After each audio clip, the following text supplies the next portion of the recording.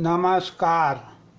आज हम आपको सर्किट ब्रेकर की ICU rated ultimate short circuit breaking current capacity और ICS rated service short circuit breaking current capacity के बारे में बताएंगे। अब पहले ICU की बात करते हैं। Rated ultimate short circuit breaking capacity in kilo ampere. ICU को हमेशा किलो एम्पियर में लिखते हैं, एम्पियर में नहीं। ये स्टैंडर्ड है।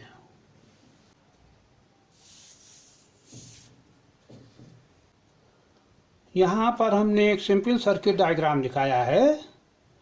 ये इनकमर है, ये ब्रेकर है और यहाँ लोड के दौरान शॉर्ट सर्किट हो रहा है।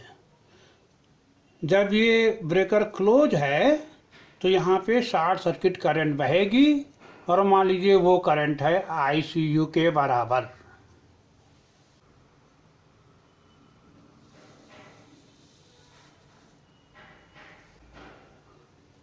तो यहाँ पे शॉर्ट सर्किट करंट ICU के बराबर है।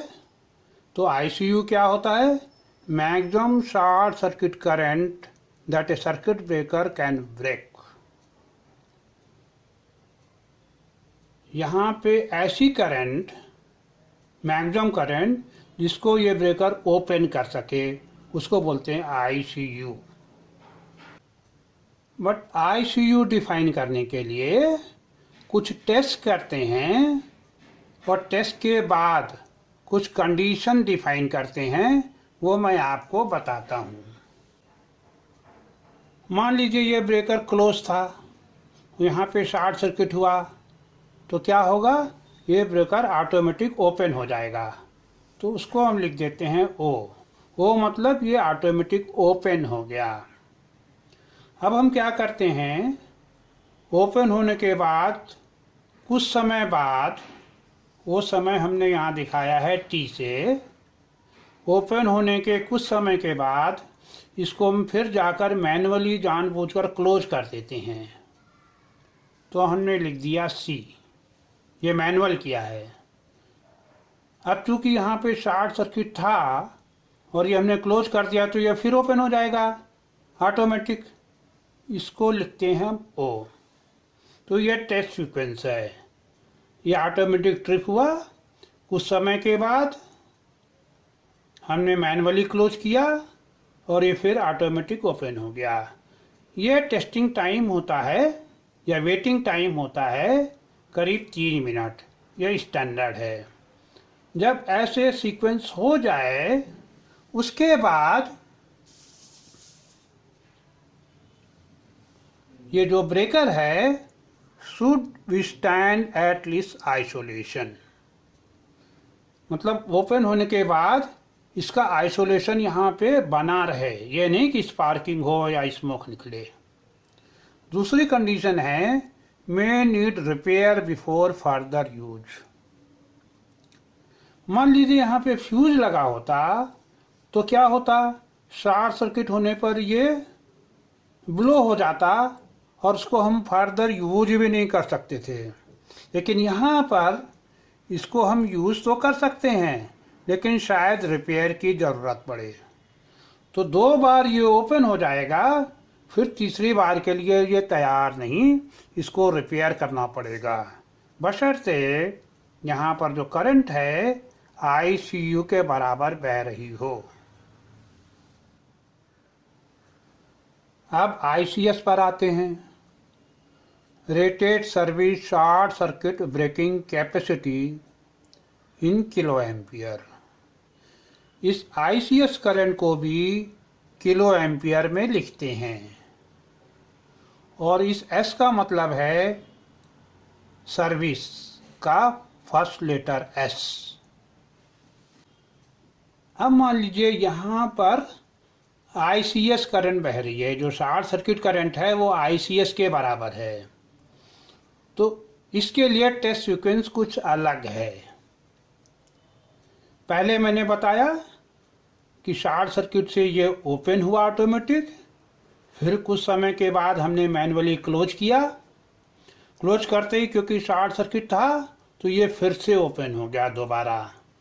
अब हम क्या करते हैं, कुछ समय वेट करते हैं, वही 3 मिनट जैसे पहले वेट किया था।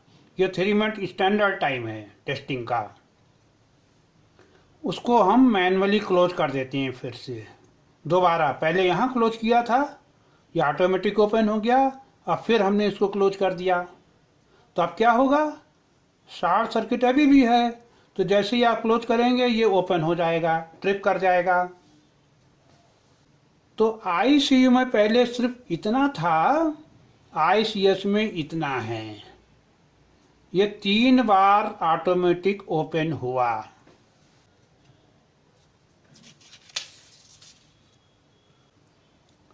तो अगर यहाँ पे शॉर्ट सर्किट करंट ICS के बराबर है और ये टेस्ट सीक्वेंस करें तो इसके बाद ये जो ब्रेकर है should work normally after short circuit current several times as per test. ये सेवरल टाइम्स ओपन हुआ है ना, इसके बावजूद भी ये अभी भी अच्छी तरह काम करता रहे अगर यहाँ पर करंट ICS है तो।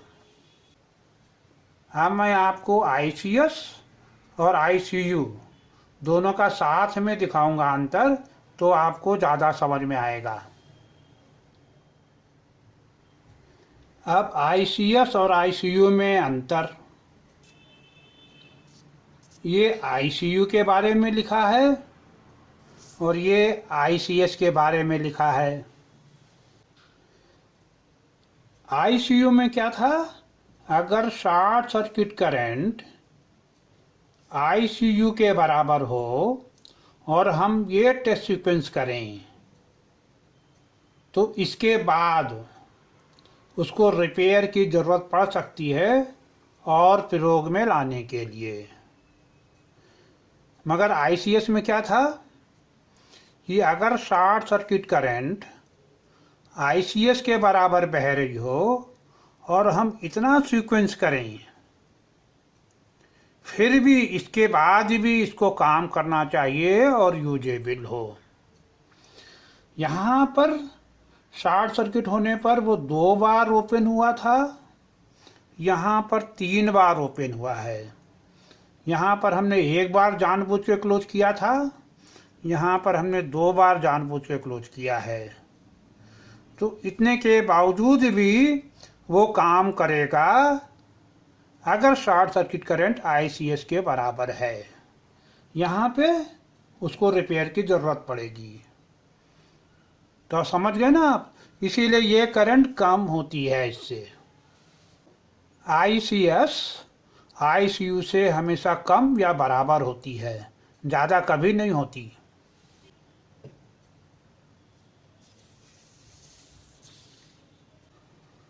और जो ICS है उसको हम ICU के परसेंटेज के फॉर्म में लिखते हैं। मैं अभी आपको डिटेल में बताता हूँ। यहाँ पे मैंने एक एग्जाम्पल दिया है।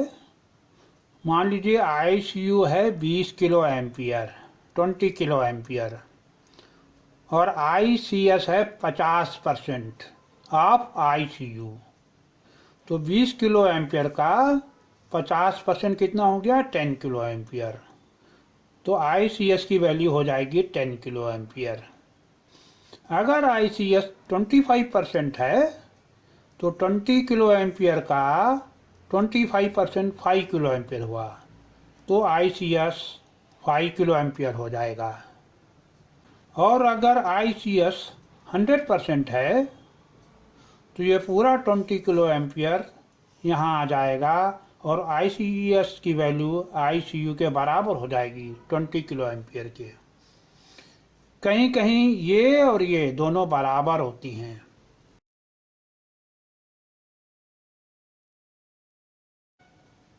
अब ये जो MCB है, यहाँ पे छोटा छोटा लिखा है ICU बराबर है 15 किलो एम्पियर। देखिए ICU बराबर 15 किलो एम्पियर और ICS है 50% ऑफ ICU।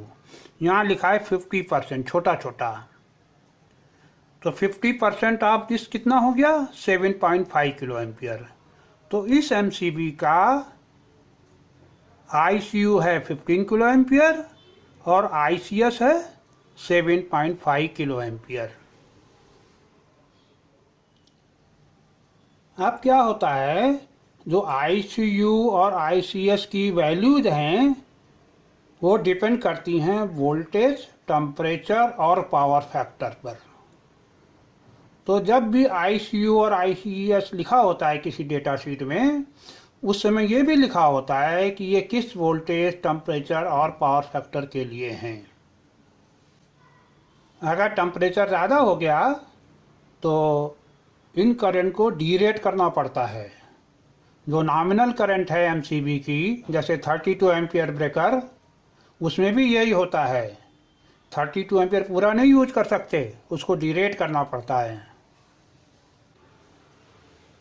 अब आज यहीं समाप्त करते हैं।